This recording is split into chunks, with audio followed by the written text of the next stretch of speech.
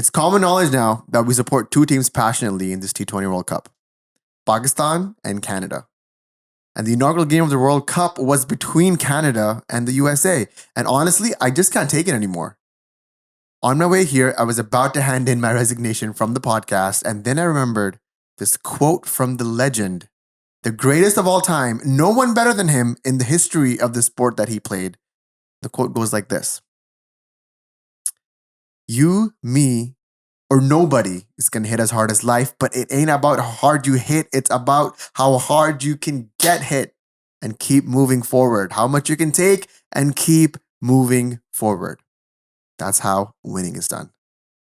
Welcome to Backward Point Podcast. My name is Nazar, and this is an episode about the first few games of the T20 World Cup. We're going to be rounding out the tournament, giving our impressions and how we feel about it. With me, as always, my brother and co-host, the ever-patient Shah Sayed. I am changing my support from Pakistan and Canada to Australia and India because it seems like whichever team we support starts losing. And it seems like that we should just stop watching the game for our pleasure and just watch it as a job, and maybe it'll turn into something, at least for the fans, it'll turn into something better, because the amount of messages that we've been getting, and people in person actually now starting to talk about this, that ever since Backward Point became quote unquote famous or a hit, or people started listening in, the teams that we support, they just don't do it well anymore. Is there any truth to that? You mentioned the quote where it says, "Nobody hits as hard as life." I think Rocky did not know Aaron Jones. The man hit 10 sixes. Oh my God. None of them are flukes. They were like clean strikes into the stands, 90 meters. I think one of them was 103 meters.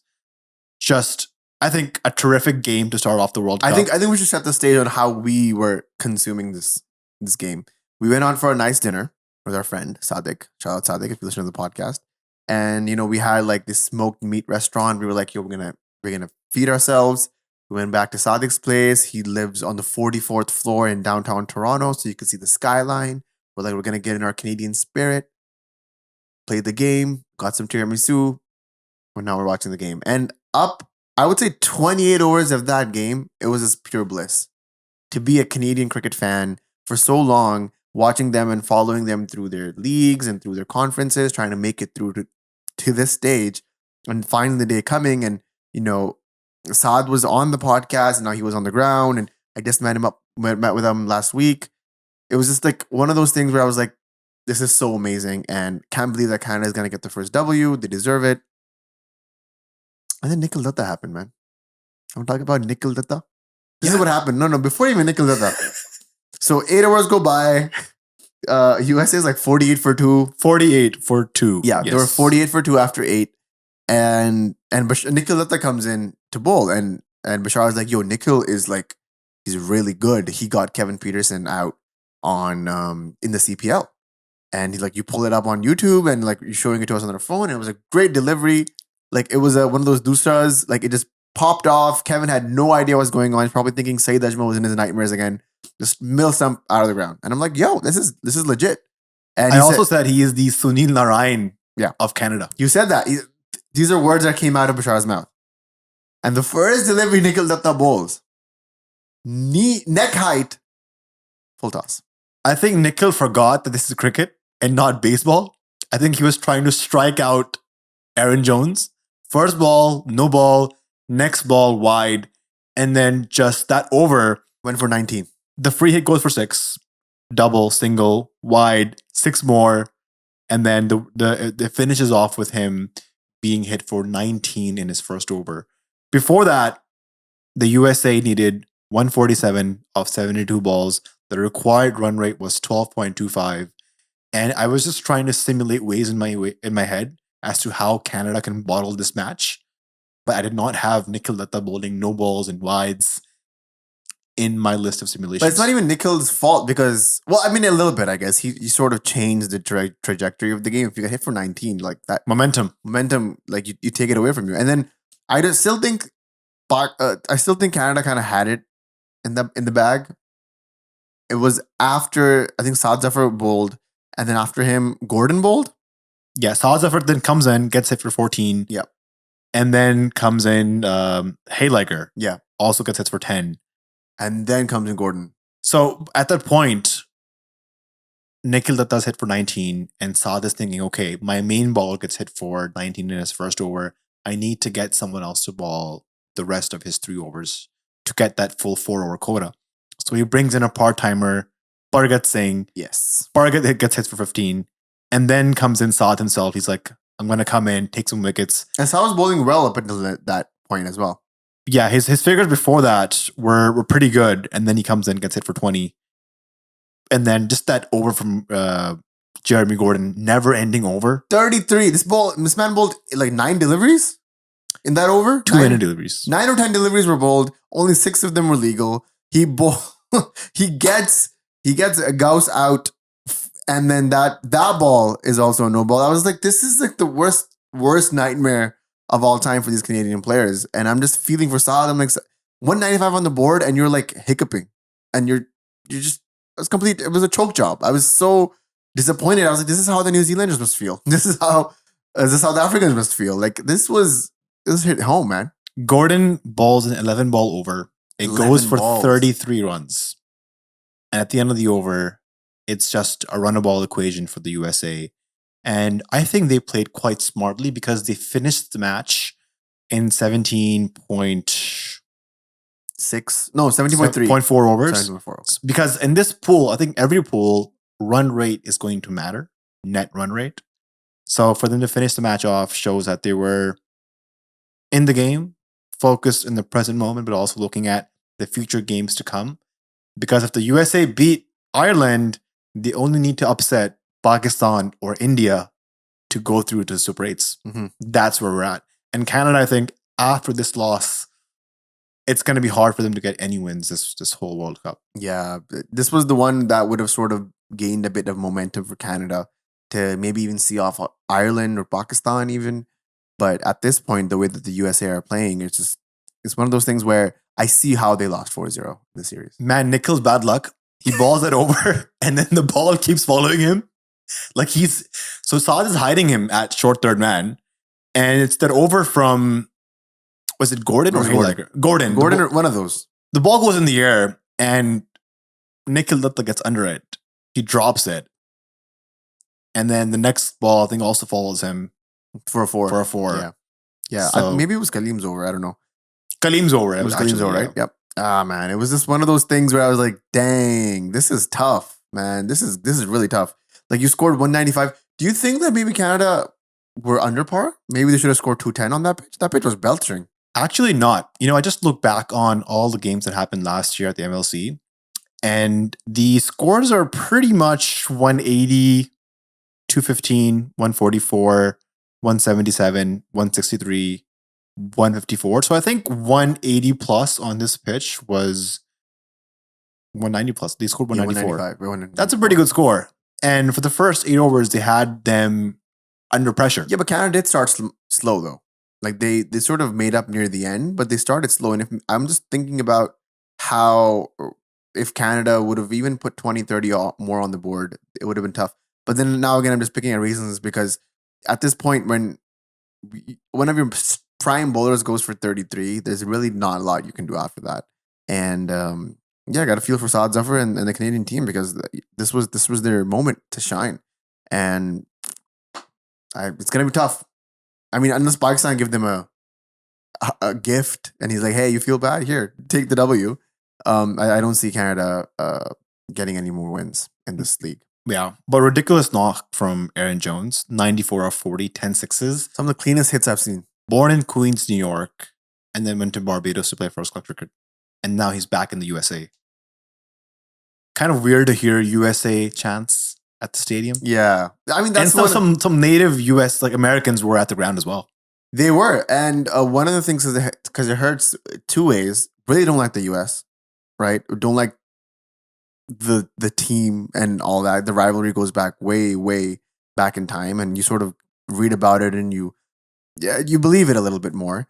So I was just like, hey, I don't want and neighbors and the whole thing. Maybe I was projecting the whole Pakistan India thing a little bit on the US as well. But I was like, hey, it's the neighbors. You got to beat them. And so it was like the pain felt just that much more bitter, and the fact that Canada were in the game for 28 overs, the last 12 that they bottled, and it's just one of those things where you got to live with it. I feel like USA's team is gonna get only stronger from here on out. Yeah, Because they have a lot more players in the pipeline who are going to qualify. A lot of players from Pakistan went to the USA. For instance, Test cricketer Sami Aslam, Ehsan Adil, Saad Ali, Hamad Azam. Hamad Azam is there as well. So once these guys start qualifying, I think they're just going to be a more stronger team in future tournaments. But we'll see if they qualify first so we can see them in tournaments. Yeah, I mean that's something that Canada could have also like looked into. If I'm being honest, maybe get some foreign players, attract them to Canada, give them citizenship, let them play. This is bolster up your league a I little think bit. from just an infrastructure point of view, USA now has the minor league cricket, and then they have the major league cricket, and they have better grounds. They've got an infrastructure, A lot more capital. obviously capital investment from Indian franchises. Mhm. That's sort of what pushed the MLC last But year. the GT20 is also a little bit of an investment from Indian, not maybe not Indian franchises, but India has a lot of like leverage in the GT20. You see that Star is producing the league, and they're showing the games on all the big broadcasters. So it's just one of those things where you know it could happen. Something that Canada can look into just to stay relevant, stay up in the top 10, top 15 teams, and keep your name being rotated in those conversations. But at the start of the game, as the start of the World Cup, what did you think about it? Do you think it was good? Did you feel more involved? I felt because the game was at 8:30 p.m. here, Mhm. EST, we finished our dinner, we went home, watched the game till 11:30, 12, and it just felt like a great time to relax, chill out with your friends, watching the game, cricket, the World Cup, under lights, the way T20 cricket was meant to be played. I just heard Nasir saying, reiterate your point from past podcasts that Mhm. T20 should be played under lights. That's the best way to visually see it. And it's kind of the same with respect to basketball and ice hockey in this part of the world where the games are a few hours long and they start in the evening. Once people are off work, they reach the stadiums, they fill it up, they watch the game, they enjoy, and then they go home. It's sort of the same thing what happens at the Blast in the UK with the Big Bash in Australia. PSL and Pakistan. But here, just so you can cater to the South Asian audience, the game today, if you talk about the game today this morning, the first international match in New York City started on a weekday at 10:30 a.m. If the same game started, it doesn't even matter about the weekday. If it started at 7:30, 8:30, you'd see probably a lot more people tuning in. There was still a lot of people at the ground. It was a 34,000 seater, and I would say about 30%, 25% was filled. But, you'd probably get that number up to 30, 40, 50% if it was in the evening. Just have more people involved, sell more tickets, do it that way. But, you know, uh, it's tough. You have to look back home, cater to those people because that's where the biggest audience is. ICC sort of 250 million in Pakistan, 1.3 billion in India, and then Sri Lanka, Afghanistan, Bangladesh. that area as well. If you add that population up, you're looking at over 1.7, 1.8 billion people, and that's an audience that you want to cater. Even the casuals, if you tune into, you sell your ad rights. I get the business model of it, but at the end of the day, do these people back at home want to look at empty grounds in the daylight with the scorching heat? And it's just the beauty of nighttime cricket is that because of the contrast of the dark sky, of the darkness around the ground, the ball looks clear, the bat looks clear, the players looks a lot more visually appealing. They have very vibrant color kits. It just gives the game the oomph, and then you add in the crowd that just blares and they're just having a great time with their band bajas and their whistles and all that. It just gives the game a little bit of a push, and it gives everybody at home a better viewing experience. But of course, that time is sleeping time for people in that area. So when that happens, you get empty grounds, you get daylight scorching, and it's noon when the first innings ends, and yeah, maybe a lot more people tune in, but is it more pleasing to watch? I don't know. It was such a bummer because we were just watching the highlights for the fourth T20 SA versus Sri Lanka game, And I was like, man, this looks so bad. Like it's in the daytime. It's 10:30 a.m. The crowd is empty. It's gonna be different on Sunday when Pakistan and India play. But at the same time, I'm like, I still have to look at this. Like it's not. I don't like it. I doubt any game aside from Pakistan, India, and then maybe I think Ireland and India are playing here. In New York, Yeah. Yeah. Aside from that, no game is going to be a sellout because they don't have lights at this ground. So all of the games are going to be in the daytime to fill up those stadiums. now do you think it's because the games are being played in the daytime because there's no lights, or because they didn't install lights because the games were never like even projected to play at night? That, the second part, what you said. Because in a world, let's say lights are installed in the New York City Stadium, right? If the game moves from 10:30 a.m. to 9:30 p.m., now that's like early in the morning in that part of the world, like 6:30 a.m. in Pakistan, 5:30 in India, maybe around 7 a.m. in Afghanistan. Is that a better time to cater to the fans? Because the diehards are waking up and watching the game. They're watching the Australia series. People were We tuning live in. here in Canada and we sacrifice our sleep so much. I remember the ODI World Cup or even the T20 World Cup that happened in Australia. We were up at like 1 a.m., 2 a.m. when the game starts and it finishes up like a T20 match, 4 hours at 6 a.m., 7 a.m. And like I remember the Pakistan India match at MCG, the game finished here at 7:30 a.m. And I had to watch that Kohli innings and then try to go to sleep after that. Yeah. After an all-nighter. Yeah. Like, how do I do that? Yeah. So the point is, I mean, because I'm a diehard fan, I will wake up for the game regardless of what time it is. And You think the casuals won't? They won't. Like a casual Pakistan cricket fan will not wake up at 6:30 a.m. for a Pakistan India game. You think for so? a World Cup, they might, because even the casuals are diehards during the World Cup. Sure. So I just feel like the ICC is split between trying to grow a new audience here in North America versus catering to the existing audience in South Asia. Yeah, I don't know. Even if people who may sacrifice some sleep, but if they get a better viewing experience, they would probably want to tune in more. That's just my opinion on this. I think a lot of people agree with it. And I just wish that this game was happening at 10:30 a.m. That's just my prerogative. Going to the next game, Papua New Guinea versus West Indies. Now, this was a close encounter. Yes. Had PNG scored 20 more runs, they scored 136. But if they had scored 155, 160, this could have been the first major upset of this World Cup. Because at one point, while chasing, West Indies was, I'll just pull up the scorecard. They were 97 for 5. And at that moment, they needed 40 runs in the last 4 overs. 40 off 24. Yep. It could have gone anywhere. Yeah. Maybe another wicket there. It would have been tough. You never know. And they were bowling in good areas. They were letting the ball they were giving the air to the ball, letting it fly a little bit, and then gripping as well. Man, that PNG game, it was like we were on call with the Patreon fam, and like there was one person on the call who had just been like shooting the scores at us, and I was genuinely intrigued. So we cut the call short, and then we were like, let's finish this game off. Let's see what happens. And it almost happened, man. I'm telling you, 20 more runs and 60 off 4 is a big task for anybody. Yeah, maybe Andre Russ was there. Who else was Ross and batting? Chase was the man Chase of the was match. there. Sherfane Rutherford came in. So maybe he just got out before, right? Yeah, but they had Romario Shepherd coming in. Mario Shepherd was also right up on the brink if they needed him. So maybe things would have not been that close, but I was tensed because I have West Indies as my finalist for this World Cup. bro, I was stressed about that too. We have it in the top 4.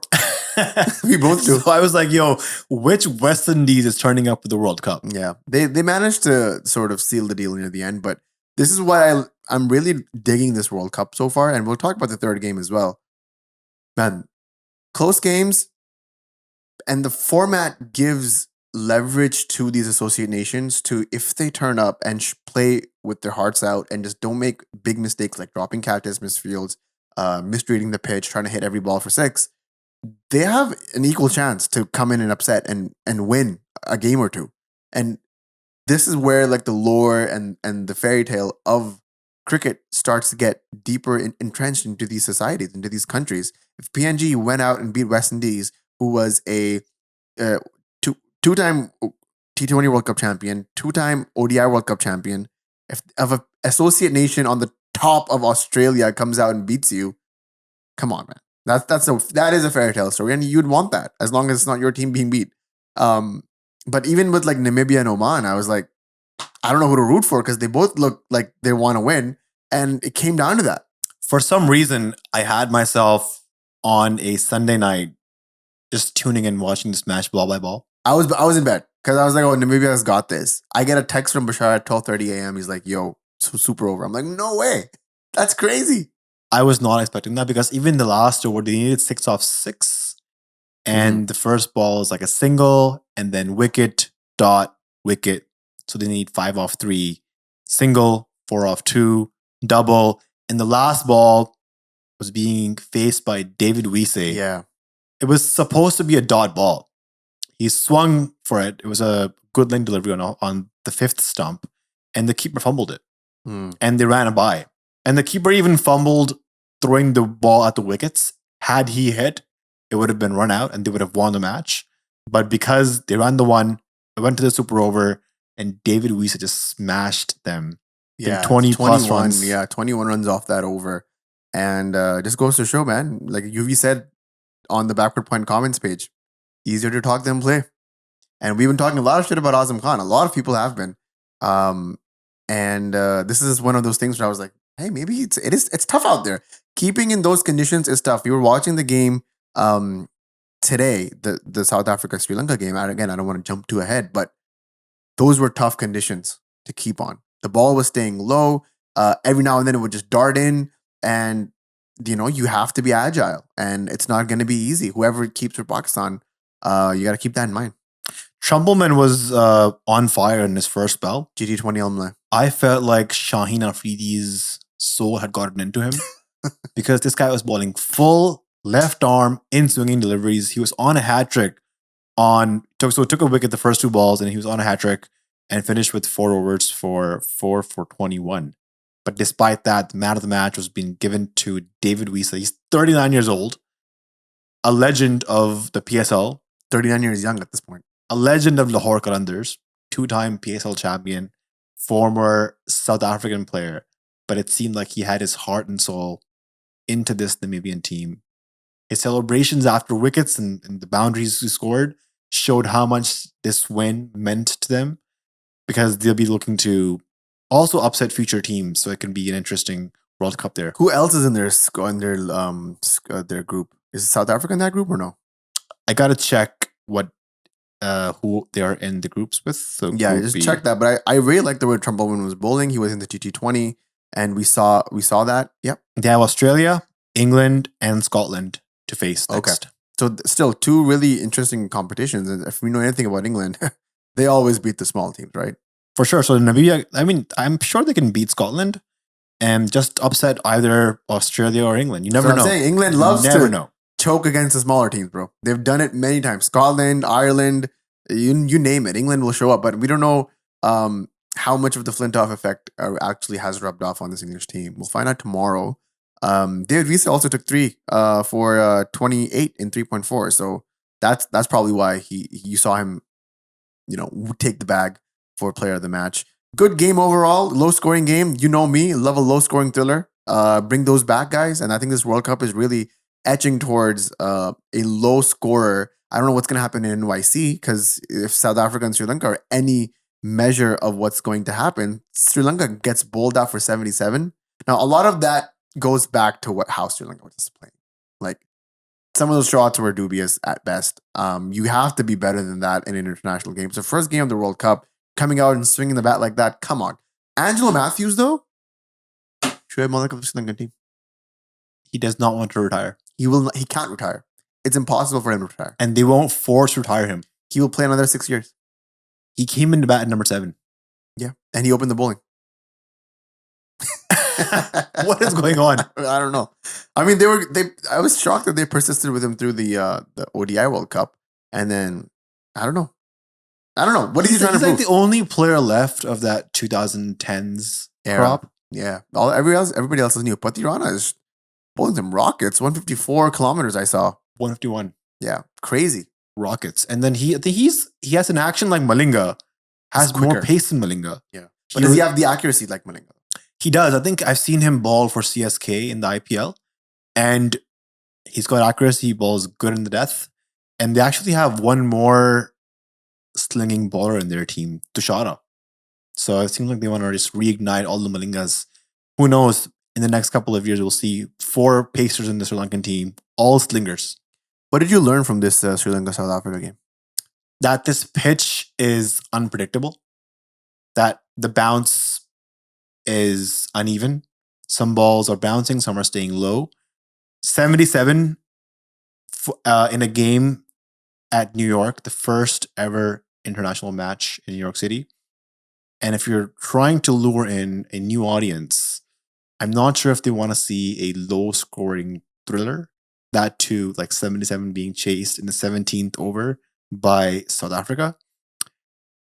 And a lot of this has to go with the pitch, right? It's a drop in pitch being curated by the curator for the Adelaide Oval in Australia. Reminds me of Ramiz Raja because it's exactly what he wanted to do. He prepared 10 pitches, 4 to be placed inside the ground of Nassau County and 6 outside for practice facilities. Now, drop-in pitches, typically they need some time to settle in. And it seemed like this specific strip was playing uneven, ball was staying low. A high contrasting pitch from the first warm-up match that happened here between India and Bangladesh. India scored 182. So they were hitting the ball all over the place. But how much did Bangladesh score in reply? 122. So that's also Bangladesh against Indian bowlers. So how much do you think the 77 all out? Do you think that South Africa just bowled insanely well, or was it the pitch, or was it the way Sri Lanka was playing? Because at one point, even South Africa were about 30 odd for 3, and they could have gone for a couple more wickets if the catches were kept. Yeah, they dropped a couple of catches behind the stumps. Again, tough to keep there, bro. South Africa took almost 17 overs to chase 80 runs, so it shows that it was a tough pitch to bat on for both teams. This was like even a par score, like 120, 125. 120 here would have been par score. What's surprising is, but would it though? That's what I'm trying to say. No, so I think the error that happened here from Sri Lanka is they won the toss and they chose to bat first. In conditions that are unfamiliar, where you don't know what the pitch is going to do, you don't know what a par score is going to be, perhaps bowling first would have been a better option here. So let's talk about Sunday then. If Pakistan wins the toss, they're going to bowl first. There's a few more matches happening here before Sunday, so we'll have a better sample size as to how the ground is behaving, what the pitch is going to be doing. The other thing about this specific ground is that the outfield is a bit heavy, and that has to do with the sand underneath the grass. Like you see some balls bouncing and there's a puff of dust coming out. Why is that? Is that to keep the ground dry? I just think that there's a lot of sand underneath the grass. Like this isn't like original grass. It's like artificial grass planted through. Like you know what happens here in Canada with new houses? They roll strips of grasses, and then they grow it from there. Yeah, but how long was this? The outfield. How long was it being grown for? It was a while though. A couple of months. Yeah. March maybe. Yeah. And I feel like a lot of players are going to be hesitant and diving for the ball. The ball isn't going to be traveling as quickly as it was in Dallas. Like the outfield in Dallas was rockets. The ball was going through as bullets were. And I've seen the same thing happen here in Canada when they build the pop-up stadium for the GT20. But not a lot of players dive because there's a high chance of when you dive, because the ground is soft, your knee could get stuck within the grass and you can get seriously injured. Reminds me of the injury that Shaheen got. And what Roman Reis got in the PSL. Yeah. Dubai has a very similar stadium, I feel like, where the outfield is also very patchy and sandy. Where I remember there was a moment in the 2021 game where I think Shaheen or someone dived and you could see a puff of smoke come out. Not a smoke, a puff of dirt come out as they were sliding through. So it's one of those things where you have to be very careful as the fielder. if you want to come out and give 100%, maybe 98 is the way to go. You don't want to get injured for the rest of the tournament. That could also lead to a low scoring game because if the outfield is thick and the ball isn't traveling as fast as it was, one thing that was really good to see in the Dallas game was the ball was flying. The pitch was good, the ball was seaming through, and the outfield was like lightning. And it was fun to see that because plus under the lights, it just gives that aura of just like the ball whizzing by. It's going to be tough in New York, man. I'm telling you. I think Balbora and Rizwan are going to do good on these pitches. I was just thinking about that. Because they're going to go in, they will assess the conditions, and then they're going to score, like they're going to play their game, which is getting Pakistan to a par score of 160, 170 here, I think might be good. I'm thinking more 145. In New York, I've noticed the ball swings up front. Mhm. I saw Arshdeep Singh get some swing. Even the bowler from Bangladesh, Shariful, he got Sanju Samson now. It was an in-swinger. So the ball was seaming off the pitch. It was swinging in the air. Some coastal wind probably blowing. I think the ground is in Long Island, which is close to the ocean. So you see that breeze coming in, much like you see in the West Indies. Actually, the conditions are quite similar of where the ground is. West Indies probably has a lot more of a drift, a lot more of a, like you say, a stiff wind from one area. I actually have a funny story about the stiff wind. So Yeah. I toured Trinidad in 2016 as part of the Toronto under-9 cricket team. And it was, so we're all like club cricketers here in Canada, right? It's like, we're young guys, we're teenagers, we're going to Trinidad. We go there, play our first match. And I had this teammate of mine fielding at mid-off. I'm the opening bowler, right? So I bowl the first ball. It's an outswinger, but it's supposed to swing away. I picked the wrong end to ball. So I should be bowling, but the wind is going from right to left so it can assist my outswing. But I picked the wrong end, so the wind was blowing from left to right. I was trying to bowl outswingers, but it was swinging in. I actually got one guy bowled because of that. In that same over, this guy hits me over the top, or he tries to hit me over the top, over mid-off, and the ball goes high in the air. And my teammate, he is trying to judge the ball. He gets under it. And like he has his hands there, but the ball lands like 10 feet behind him. And I'm like, bro, what happened? He's like, man, the breeze it took the ball, carried the ball behind his head. I don't think that's what really happened. That's how stiff the breeze Really? was. Yeah. Like, so the fielder was unable to judge where the ball was going to bounce because of how stiff the breeze was. Absolutely. Or maybe he was just an unfit fielder. Both. Because in that same over, he dropped another catch. And it was a sitter. It was a sitter. So, I mean, I feel like we're getting to the bottom of the issue of that scenario. But you shouldn't name the player. Name the player. Zargham. You know Zargham, right? I know Zargham. Yashi Sports. Oh, yeah. I do it. Oh, man. We're never getting sponsored by Yashi now. Not It's anymore. over. It's over. Tough on that. But yeah, like one of those things where you have to be very mindful of where your star bowler is going to be bowling from which end. I think there's going to be a little bit of a tussle between whoever the opening bowlers are, which end they want to pick, with the breeze, away from the breeze. That's why you get like Naseem and Shaheen. So you don't really have to make that decision because they both. Does one brings Naseem it in. even play, given his recent form? I don't know. That's a podcast for a whole other day. We're but- actually recording a Q&A podcast tomorrow. Yeah. And a lot of the questions that we got were around Pakistan's playing 11, our combination. So I will be shortlisting those questions tonight and we'll shoot that tomorrow. Yeah, lots of pods coming in. We're like tempted not to go every single day, honestly. But yeah, we did two 1 hour long podcasts, and let them cook a little bit, and then we'll do more. As the days goes by, guys, we will keep the T20 World Cup roundup happening. We want to discuss a little bit of every single game. I'm thoroughly enjoying this World Cup. Honestly, I'm enjoying it more than I thought I would. As long as the smaller teams keep giving the bigger teams a run for their money, this World Cup will keep getting engaging and engrossing. And every now and then you're going to get an upset. And this is my theory. If the way that this World Cup is played out, if it keeps that level and, as the days go by, the intensity will keep increasing as we're near the middle and end stretch of the tournament.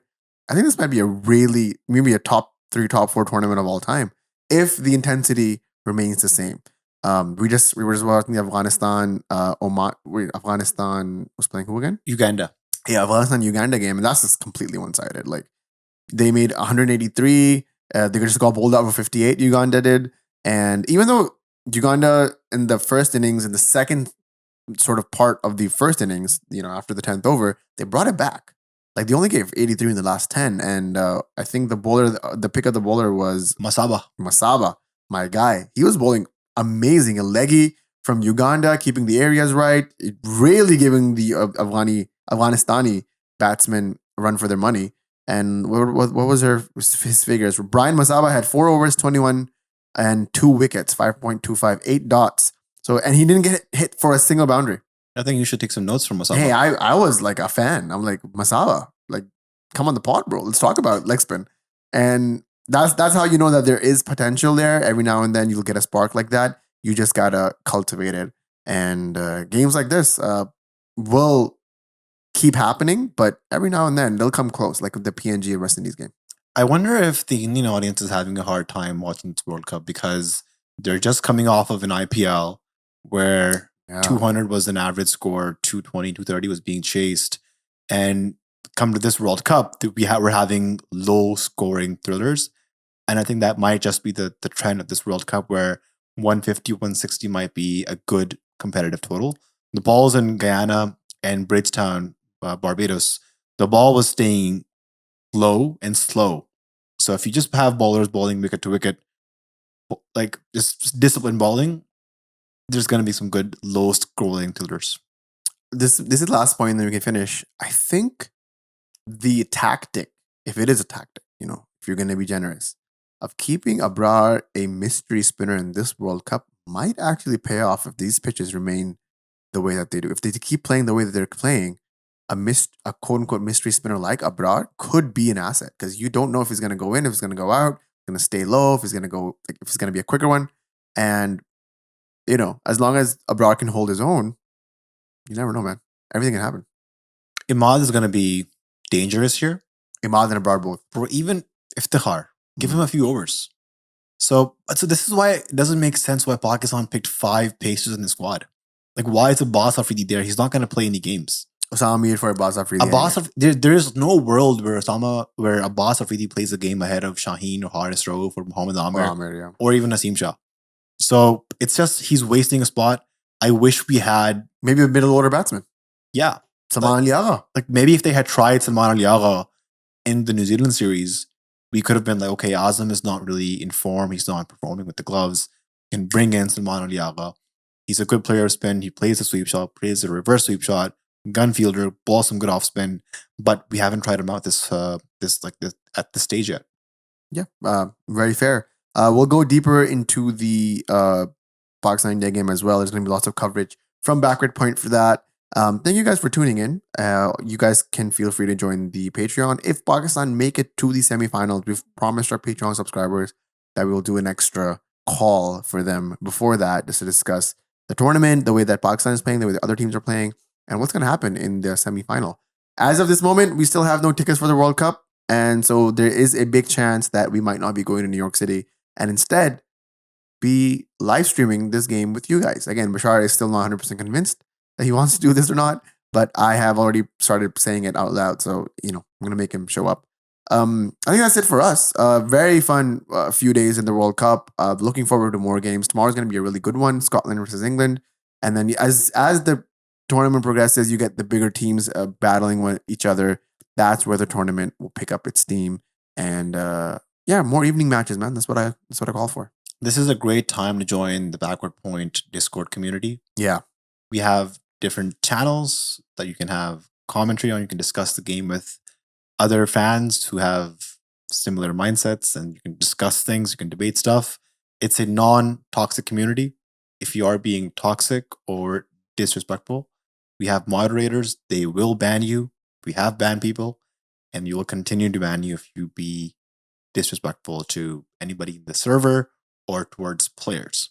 Yeah. So I used to watch games and tweet on Twitter. That would be my thing. But now I'm always on the Backward Point Discord server, live commentary channel, just watching the game with fellow people who love the game as much as me.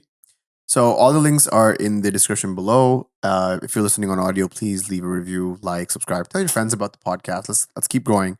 And Backward Point out. We'll see you guys in the next episode. See you.